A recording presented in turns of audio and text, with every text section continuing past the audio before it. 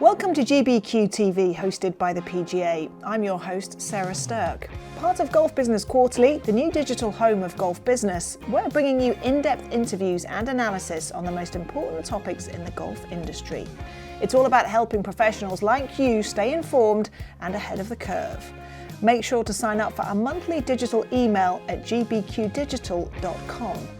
This month, we're pleased to be joined by the Belfry's Director of Golf and Leisure, Reeve. Appointed to the four-time Ryder Cup host in 2017, he's been in post during a period of significant change at the world-renowned resort, not least its re-emergence as a big tournament venue as the long-term host of the British Masters. Chris, great to see you. Can you just start by describing your role and what a typical day in the office looks like? So my role here as Director of Golf and Leisure, anything to do with golf that doesn't grow, that's my colleague Angus, I look after, as well as the leisure club and the gym. A typical day really is all about looking at business strategies, ensuring we've got the right profitability, the operational teams have got all the tools they need to do their jobs properly, and just making sure that we keep on top of our game here at the Belfry. Obviously, massive redevelopment projects are currently undergoing at the Belfry. Tell me how that came about. Why the decision to go through this big transformation process? Well, we knew that we needed to keep growing as a business. We were reaching capacities in certain areas. Our leisure club was getting a bit dated, so we've now gone out with a big £80 million redevelopment. We've got a brand new ballroom, our biggest event space, the Master Suite, 149 new bedrooms, and a new leisure suite, which is going to have 2 swimming pools, new gym, climbing wall, 40-metre flume. I'm very excited about that, 40-metre flume. So yeah, and obviously we've refurbished all the current bedrooms. The Ryder grill's been extended to take that many more guests for breakfast and things like that. So very exciting times here. Chris, you've been at the Belfry a few years now, but how exciting is this to be involved at the development stage of such a wonderful new project? Super exciting, super exciting. We've been wanting this to happen for a long time. We were sort of planning to get ready. COVID came along, pushed everything back. So we're really, really excited to get going. And now you can really see it coming to fruition, coming out of the ground. We just really, really want to get going. In terms of timeframes, what are we likely? When are we like to see this all finished? Q3, Q4, somewhere along those lines. Looking at your position in charge of a lot of people and obviously a lot of different projects, but with the new redevelopment, how key is it to ensure that you're managing change in the best possible way? What's your kind of tactic when it comes to ensuring that the workforce and everything is operating at a great capacity still, and you are overseeing obviously the exciting new venture? Yeah, I mean the key really is communication. We need to make sure that all the teams are really well informed of what we're doing, what's coming up, what challenges we may face, how we're going to tackle those challenges. We need to make sure that they all know exactly what's going on. How important is it for a wonderful venue such as the Belfry? Obviously we've seen some incredible golf championships, Ryder Cups held over decades. How important is it for the Belfry to keep evolving? Oh, it's crucial for us to keep evolving. If we stand still as a business, we know we're going to come into trouble. We know we need to keep growing, keep making more money, trying to attract a bigger audience. We're trying to get more families, for example, with the new leisure club. So it's crucial for us to keep going. Yeah, just talk a little bit about the demographics. Obviously, we know the golf history, but venue, leisure, family time, how important is all that for the Belfry moving forward? All of it's really important, as well as big events we do here. So we're just trying to be all things to all people. And with the new leisure club, we'll attract more families. You know, obviously we're still going with a huge event space. We'll get bigger weddings, huge corporate events. So for us, just to make sure we're not just tied down to being a golf resort. Yeah, but how important is it as well that golf is still at your core? It's massively important. We're never going to get away from the fact that the Belfry is famous for its golf. We're still really proud to have tournaments here again, the British Masters ongoing, so we're not forgetting about golf, we're just adding on. One really important sector at the moment in the world of golf is the female market. We're seeing brands, we're seeing commercial partners really tapping into and exploiting that potential, and from a personal perspective, amazing to see more women and girls playing the game. How important is that for you to attract that female demographic over the next 10 years? Super important, and a lot of work goes into trying to make sure we keep attracting those. I think some of the biggest bonuses that I've seen, I guess last year, we did the Junior British Masters with Robert Rock, and we did the Faldo Futures around the British Masters time, and the participation there was almost 50-50 boys and girls, and for me was amazing to see, because historically, you know, from when I've grown up playing golf, it was very few girls playing, so it's brilliant to see that. And we still want ladies to come along as well. It's not just all about the juniors, just to participate. So we really want everyone to come along. I think technology in the range is a really key attractor for people to get into the game, and we're seeing a lot more ladies come along with that. And do you think generally, have you seen the positive shift in the image and reputation of the game? Has that helped at an operational level to see more women and girls through the gates? Absolutely. I think the image that golf has had historically is now slowly eking away, and it's to be inclusive, to be open to everybody, is really making a big difference. What else potentially would you like to see, just looking at golf as a bigger picture, in terms of making it more attractive to new players, whether that be male or female? In terms of, I think, really, the things like the Top Golf have done such a great job in bringing people in. It's now how you create the open pathways to go, well, how do I go from a range golfer to a golf course golfer?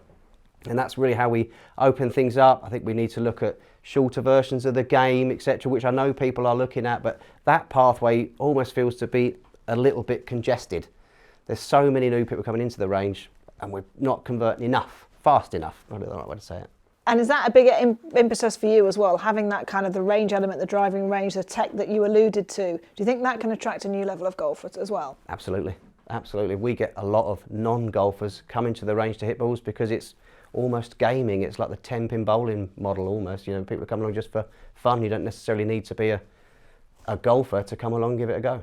Obviously, post-COVID, we saw that massive golf boom. Are you still seeing that now? Yep, I think we're definitely seeing it. I don't think it's as big as it was because overseas travel has come back, but we're still seeing a lot more than we did pre-COVID. I think we all need to work really hard to make sure all those people don't dwindle away. We need to look after them. So for you personally, golf is in a healthy space? At the moment, absolutely. What about the cost of equipment and green fees? Green fees in particular, with your role, cost of living crisis, it's difficult in the UK right now. Are green fees fair at the minute? I think so. Obviously here at the Belfry we've got 3 different golf courses at 3 different price points.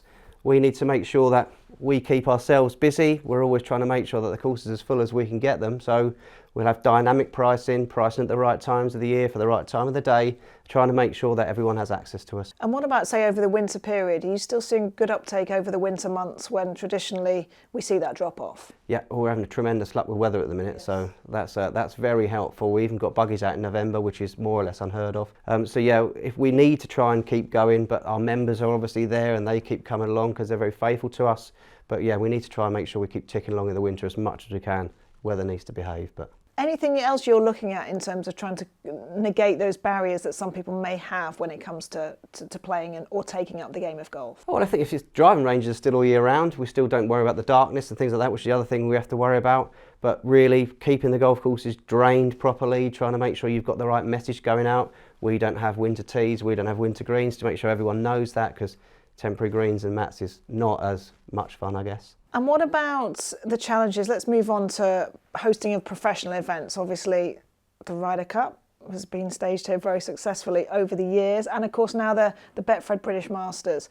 Typically, what goes into staging an event that'll be watched by millions around the world? Lots of planning. Obviously, our friends at the tour, they know how to do these things, but for example, we've already had meetings this week about next year's event, what we're going to do with the golf course, where we're going to do with the fairways, are we going to widen them, put new tees in, and then lots of meetings to get ourselves ready. I mean, the build takes a long time to get to stage up. We've had all sorts of different tournaments here where it's been behind closed doors, which is very different to now getting lots of people coming to watch, and we're trying to do that with 2 active building sites. So it's a lot of effort, a lot of planning, but I think we're getting it nailed down, and once you start doing it more than once, you get used to what's coming. For the British Masters, though, to be at the forefront of the operational staging of an event like that, how successful has it been for the Belfry? It's been really good, really good. I think it was obviously a big decision to make, to close the place down for a week. We don't quite close everything down, but more or less the golf courses are closed down. But it brings the Belfry into relevance. I think the Ryder Cup's going back to 2002. That's getting a long time ago now. It doesn't feel a long time for me, but it is a long time ago now. So we see an uplift in people wanting to come and book, and obviously coming and being part of the Belfry. So it's a massive part for us, and we really love it being here. How many people come, obviously as a Ryder Cup venue, but how are you seeing that transition now, as you said, into the modern day home of the British Masters. How is that now an attraction for golfers from all over the UK? Well, I think they see it on the TV. The course has changed dramatically. If you talk to the people who have been around golf who were here at the Ryder Cups and then how they talk about the Belfry now, it's completely changed. The trees have grown up, the course has matured. We still try and keep the golf course relevant for the current players. I mean, they're obviously going to hit it much further now than they did then, but they still don't really tear the place apart. So I think people are now starting to associate us with the British Masters, as opposed to it was a slightly older person now who thinks about Ryder Cups. From a personal perspective, I hope you don't mind me asking, obviously watching the Ryder Cup over the years on TV, what emotions, what memories does it evoke in you now being in this position of seniority as you are here at the Belfry? I still think pinching yourself every time you walk past the 10th hole. Certainly when you show people around, you tell them the history of this hole and the proximity of it to the resort. You know, most of the people don't have their feature hole right outside the clubhouse. The 18th hole, seeing the history, we get all the reruns when you come into the Ryder Cup. I think for me brings, you know, great memories of what's gone on. Really, I feel the Belfry was the key venue for when the Ryder Cup transitioned into being Europe. And how significant was it for you as a young lad growing up, watching it all and now wanting to get into golf as your career? Yeah, I mean, I was here for the 2002 Ryder Cup, so I can remember standing on the 18th. I was just turned pro at that point, so I was buzzing to be around it. Never would have dreamt that I'd have been working here and in charge of the place at that point, so it's brilliant.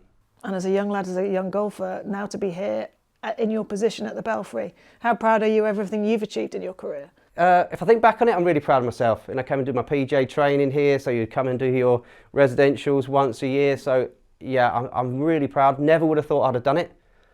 Took a bit of hard work, but you know, it's brilliant.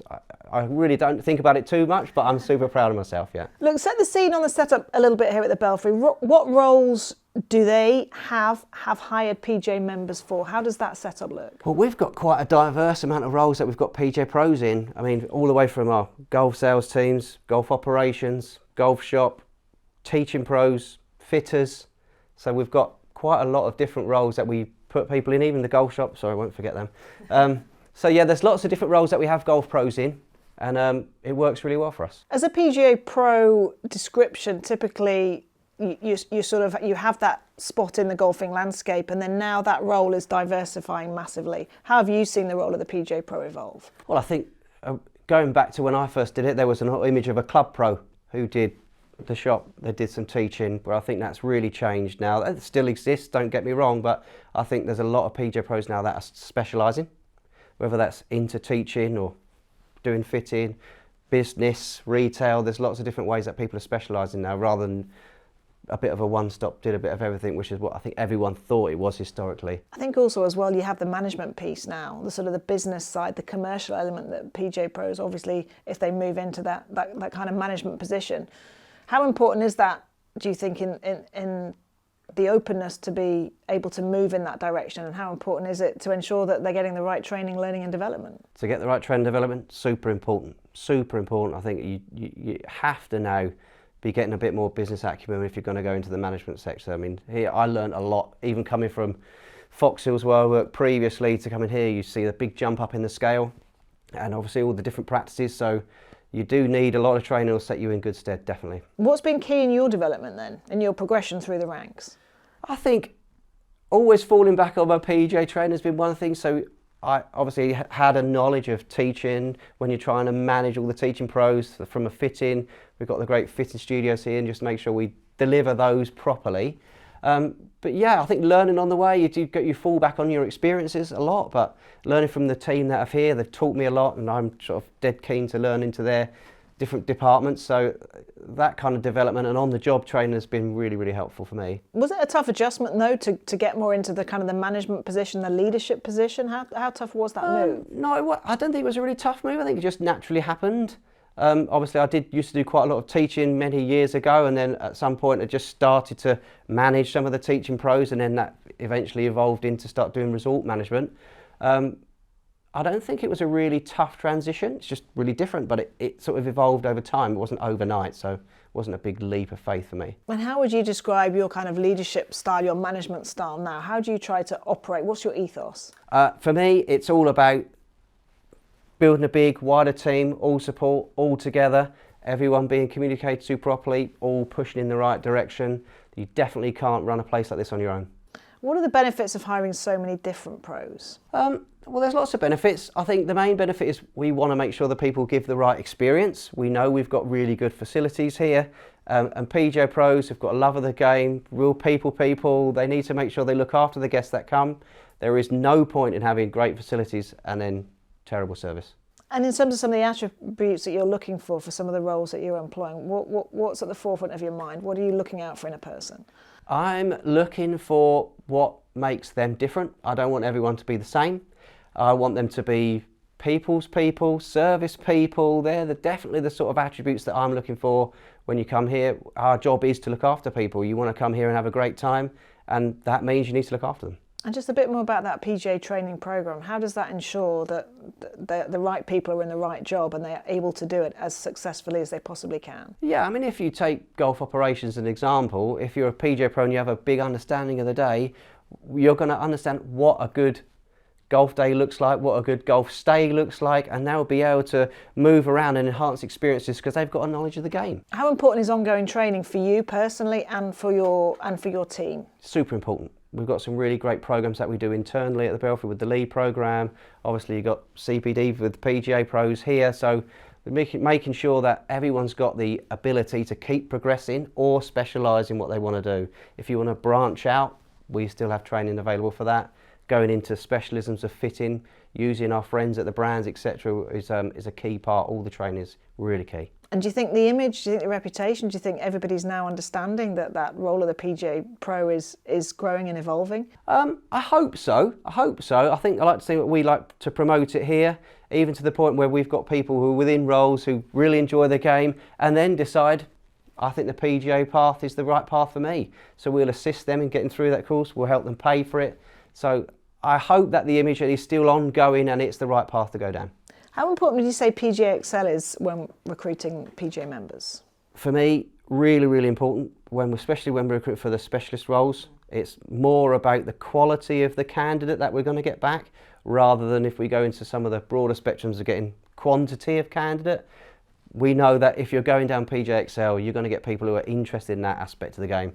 And it's really, really key for us to do that. We use it all the time. I think passion, obviously, like you said, a love of the game, but what makes a good PGA pro? For me, a good PGA pro has to be a people and experienced person. I think that if you're going out there not wanting to look after people, not wanting to welcome people into the game, look at and be a sort of almost an ambassador for the club that you work at, that's the key attribute. That would make a really good PGA pro for me. How attractive is the Belfry as a golf leisure destination in terms of people wanting to come here and be a part of what the setup that you have? I think the Belfry is an unbelievable place to be. Obviously, I'm going to be very biased because I love it here, but we've got such great facilities. There's such a broad spectrum if you wanted to go down specialisms or if you wanted to then branch out into it, and it's very helpful that the PGA are our neighbours. Just run by, because you mentioned Fox Hills as well, just run by your career from even going way back. Your interest, your love of the game started when? How old were you? And then what was the career progression when you decided you wanted to get into the game of golf to this point now? So I started playing golf when I was probably 8. My parents moved house and they moved house right next to a golf course, and I used to sneak on, sorry I did do that, and go and chip around on one of the holes that was nearby. Then my parents took it up. I started to walk around with my dad. That got boring, so I wanted to play, and once I started playing I was hooked.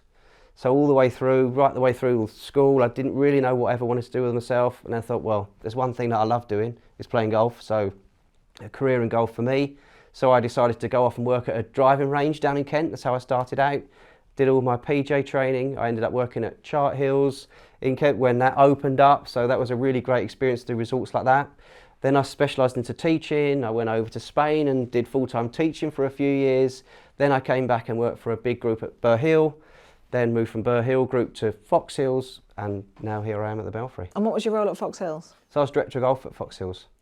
It was a great resort. It's a really nice place. And what did you learn there that has maybe helped you in your job here at the Belfry? Well, it changed from resorts. I'd never worked anywhere with hotel rooms before. So that really, really made a big difference, trying to work out, rather than it being just golf, when you have a resort and there's other aspects to it, that really sort of helped me get into this position here at the Belfry. What would you say some of the biggest challenges you face, management challenges you face, and have you sought out any key figures in the industry that have maybe helped you get to this point in your career? Sure, I mean, Key figures, I think I've met a lot of people along the way, and I think it is like a bit of a community, and we all sit and get together and chat.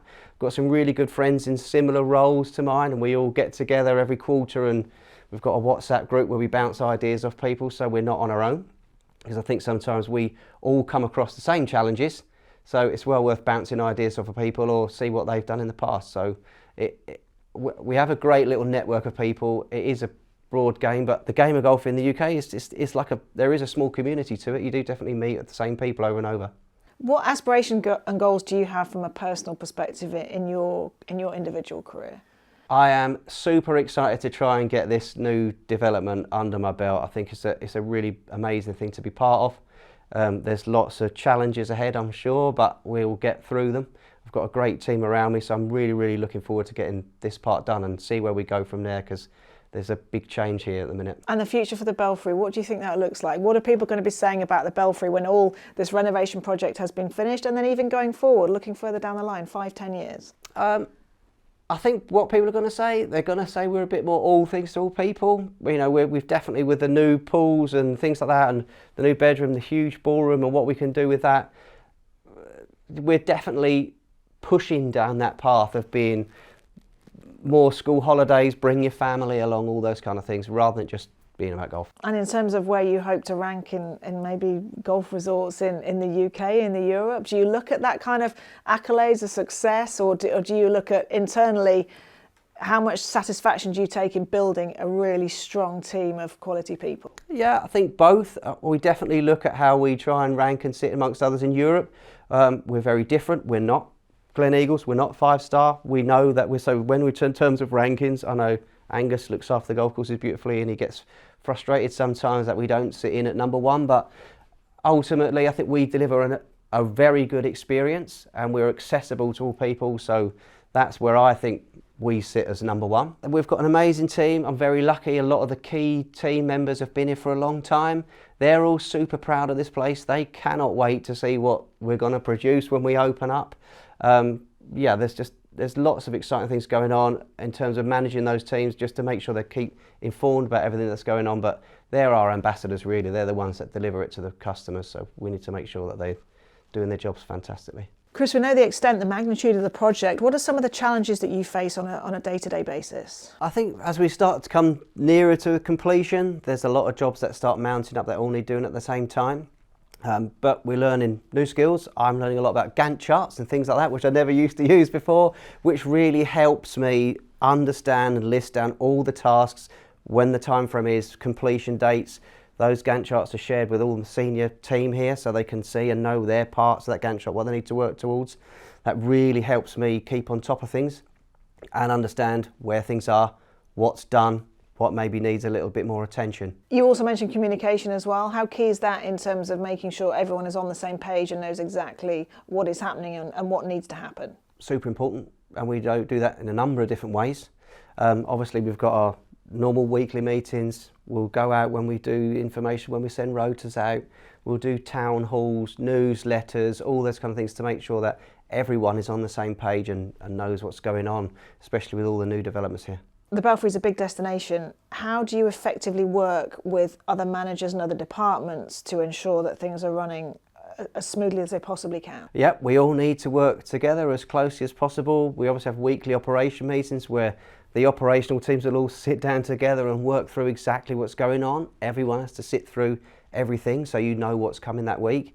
From an executive team point of view, we'll meet every fortnight. Everyone will list through what their challenges are, successes are. We'll then rotate that down to the HODs, who'll then spill that down to their team. So it's really vital that we're all singing from the same hymn sheet and talking regularly. Chris, we've seen the evolution of the PGA Pro and the diversification. How popular is that becoming almost in that transition to maybe some managerial roles? And what qualities does the PGA Pro need to be able to succeed in those big jobs, these big resorts around the country? Yeah, I think there's definitely been a transition over to more PGA Pros taking on more senior management roles. I think what sets those PGA Pros apart is having a really in-depth understanding of the game of golf and how things work, because there are other candidates that maybe have great managerial experience but don't have the understanding of golf, and that's the harder bit to learn. I think when you've got golf pros who have a full understanding and they've got business acumen, that's what sets them apart. And did you have that interest in the business, the commercial side? Did you know when you were a PGA Pro that you wanted to try and make that move, that step up? Not initially. I was definitely more going down the route of teaching, but as I started to transition over time, I became more interested in that. And again, started to use the skills and do a bit of learning into how you transition across. But I think one of the key successes to my being in this role eventually is the great understanding of the game of golf that goes with it. Chris, what are the two elements of your retail offering here at the Belfry? So we've got a really big golf shop, which we're quite famous for. It's a really large shop where everyone is going checking for golf. And then separately to that, we've obviously got 4 great fitting studios over at the Golf Academy where we fit for the hardware. So tell me about the differences between the two. What works well for you? Maybe what improvements would you like to see? What works really well for us, I think, is the strength of our brand that we can put onto a lot of clothing. We get people who want to buy souvenirs. The team work really hard to make sure we've got the right offering in the right space. And then we go over to the Academy and the 4 great fitting suites. When you're spending quite a big chunk of money on golf equipment, we want to make sure that it's right for you. It makes a huge difference to your golf game if you've got the right kit. So we really want to make sure we deliver that over there, and the guys, to be fair to them, do really well, and the support that we get from the brands is unbelievable. Is that a concern for you in the golf industry as a whole? Is the escalating cost of golf equipment coming up against today's cost of living? Yeah, it's definitely a concern, but I think the brands are doing quite well bringing out different ranges. At the minute, we are still ticking along quite nicely. I think people still want the right product at the right price. I think we need to just make sure we deliver a great service when we fit it and make sure that as people come in and buy from us, they get the right experience. And just on that fitting element, it's so crucial now, isn't it? If you're buying any sort of equipment, you need the right fitting element to ensure that you are getting the best for your particular needs. Absolutely, and I think the key message that I've been trying to get across for the last 2 years is actually the earlier you do it within your game, the more improvement that you will see. Yes, the tour pros do it and they see tiny percentage gains. If you do it when you're a high handicapper and you get the right clubs from ones that didn't fit you, you'll see huge improvements. Really crucial. Chris, in today's world, I guess we're all time poor. Pace of play is always a topic of conversation. How do you manage that here at the Belfry? So it's really crucial for us. We get a lot of golfers coming through, and we manage that by really crucial roles with the course marshals, managing people through, even to the point now where we break the golf course down into times about where you should be at certain times, and the role of the starter. I think that role is really key to make sure that they tell everyone what the timings are going to be and the expectations. Chris, let's talk about a topic that we all love to talk about in this country, the weather. How do the differing seasons, the differing weather patterns affect you on a day-to-day basis here at the Belfry? Well, they do. We obviously know that the winters are probably going to be wet and the summers, we hope, are going to be dry. I think it's when we get exceptions, it definitely is impactful for us. 1 or 2 days of rain is not a problem, but if we start to get excessive amounts of rain, it can really impact the business. But on the flip side of that, we can right now be getting quite a nice end of season where it's dry, and it helps us out, but it impacts the business. It's a significant impact as well. Anything that you can do to negate those differentials in the weather? Sure. I mean, working on drainage, what we said before, trying to make sure we get the course as dry as we can for as long as we can makes a big difference. They're the sort of things that we need to work on. You can't control it, so it's coming. So how we manage that is what we work hardest on. Chris, sustainability is such a key topic in the world of golf right now. How much of a focus is it for you in terms of the golf course, but also with the new development, the hotel rooms, etc., etc.? What is at the forefront of your mind? We're trying to do the right thing by sustainability. Yeah, well, here at the Belfry, we've got a huge focus on it. We need to make sure that we do as much as we can. From a golf course point of view, the team work really hard to get the GEO certification to make sure that we are being the little impact as possible. From a hotel point of view, we've got the new buildings, which will all have solar panels. We'll all be capturing drainage water. We've got a new waste to water treatment plant to make sure that we do as much as we can to put as little footprint down as possible. The new buildings will have BREEAM certification of excellence to make sure everything that we do has as little impact as possible. Good stuff. And Chris, just finally, your passion for the game is you're excitable. You can hear that. I love to hear the passion in your voice and the way you're talking. Do you sometimes have to pinch yourself in this position that you've achieved what you have, and then you're at the forefront of this unbelievably exciting project which is going to set to open next year? Absolutely. I literally can't believe it most days. I think it's given me some really amazing opportunities. I've met fantastic people, I've gone to fantastic events. I think it's really been a fun career journey for me so far. I can't wait to keep going. And finally, do you still get to play much? I'm not playing as much as I would like, that is for sure, but I still love to play when I get the opportunity, so I never want to let that dwindle. Good stuff. Chris, it's been a pleasure. Thank you so much, and best of luck with the projects for the next few months. Key time for you, and look forward to seeing it all open and await the public's reaction. Thank you so much. Thank you.